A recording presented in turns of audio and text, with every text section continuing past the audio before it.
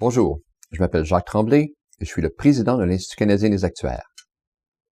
Le 26 novembre, le conseil d'administration de l'Institut a tenu une réunion pour discuter d'un éventail de questions et d'initiatives.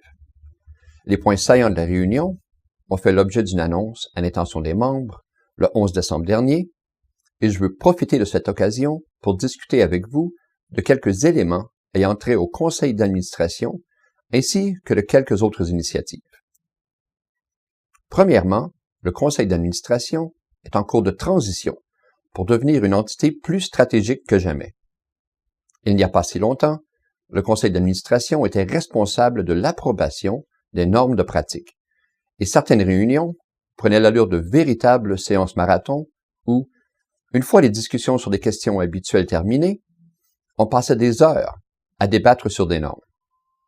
Cette nouvelle perspective stratégique imprègne les activités de toutes les directions relevant du conseil d'administration et des structures de gouvernance et établissent le ton de nos réunions. Voici un survol rapide de certaines expressions que vous entendez régulièrement dans le cadre de discussions sur le conseil d'administration. La première expression est dirigeant de l'Institut canadien des actuaires. Ce groupe est constitué du président sortant, du président désigné, du secrétaire trésorier, du directeur général. Nous tenons une réunion aux 6 semaines et supervisons à un haut niveau tous les domaines d'activité de l'ICA et les réunions du conseil d'administration. La deuxième expression est direction de l'ICA. Ce groupe est constitué des dirigeants de l'Institut que je viens d'énumérer, ainsi que des 4 présidents de direction.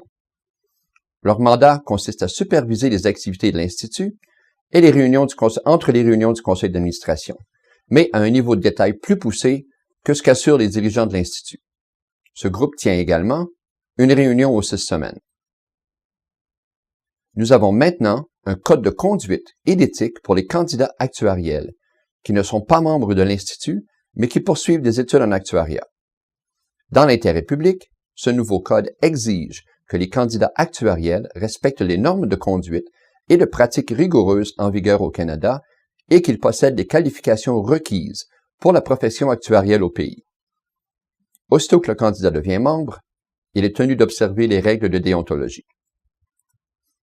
Je tiens à dire quelques mots au sujet du travail de la commission de recherche.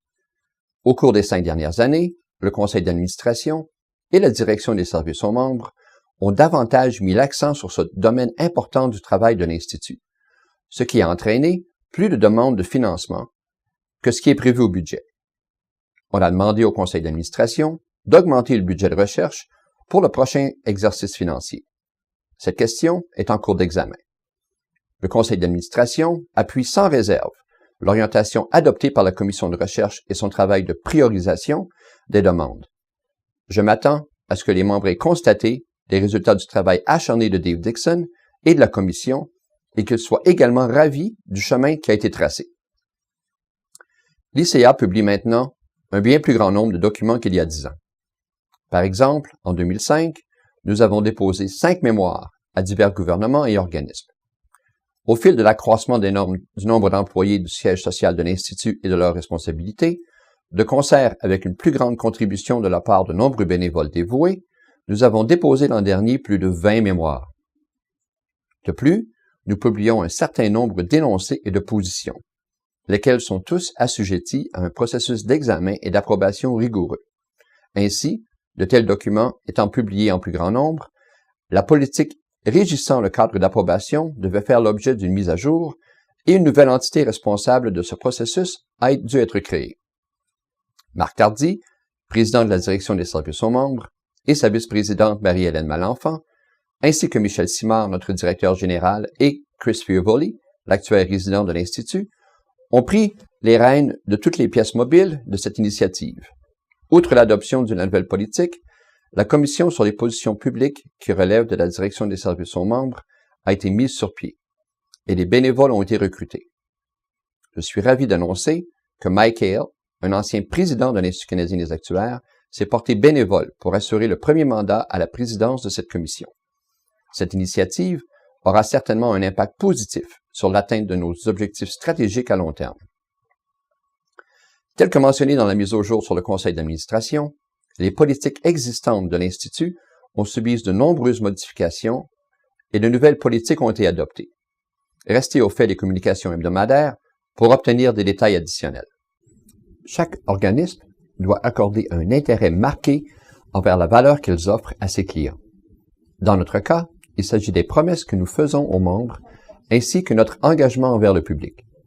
À sa dernière réunion, le conseil d'administration a approuvé la proposition de valeur de l'ICA, laquelle se prononce sur les avantages et les attentes des membres de l'Institut et qui renforcera nos fonctions internes et externes de marketing, de communication et de relations gouvernementales. Nous fournirons bientôt de plus amples détails. À l'occasion de la réunion, Sharon Giffen, présidente de la Commission sur les risques, a déclaré « Le risque lié au capital humain représente le plus grand risque auquel est confronté l'Institut en vue d'atteindre un grand nombre de ses objectifs stratégiques. Une partie du risque s'applique à notre bassin important des bénévoles, et la Commission sur la gouvernance a longuement réfléchi à la question. Celle-ci a initié une discussion sur la gestion des bénévoles, la planification de la relève et le perfectionnement en leadership en raison de la difficulté à laquelle sont confrontés le conseil d'administration, les directions et les commissions pour ce qui est du recrutement des candidats à des postes de leadership. La discussion au sein du conseil d'administration a permis de constater le besoin d'un examen plus poussé afin de cerner les questions clés et de trouver des solutions possibles et d'élaborer une stratégie réalisable.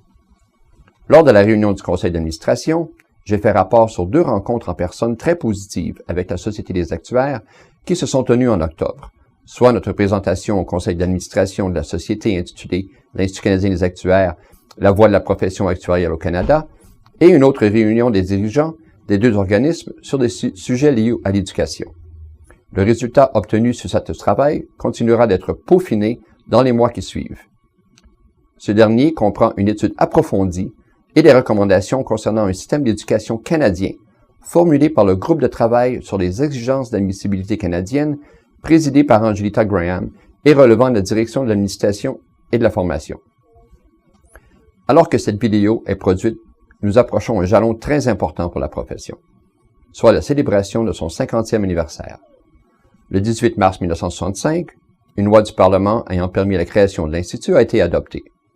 Nous célébrons de nombreuses façons au fil de la prochaine année et je vous encourage à vous impliquer. La participation à notre assemblée annuelle des plus spéciales, qui se tiendra à Ottawa, constitue notamment un engagement important. Vous entendrez les gens parler de cet événement pour les 50 prochaines années. D'accord, j'exagère, peut-être un peu, mais ce sera une explosion d'occasions éducatives et de célébrations.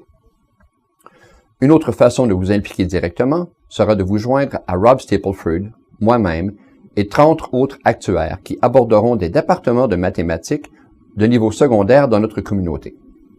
Le but est de donner des présentations en salle de classe durant les mois de mars, avril et mai aux étudiants qui s'intéressent à notre incroyable profession. Nous travaillons à l'élaboration des ressources stimulantes que vous pourrez utiliser en salle de classe, mais votre expérience et votre passion pour l'actuariat seront cruciales à la réalisation de ce projet spécial dans le cadre de notre 50e anniversaire. Je vous souhaite un joyeux Noël et un bon temps des fêtes, et que la nouvelle année vous apporte beaucoup de bonheur et de succès.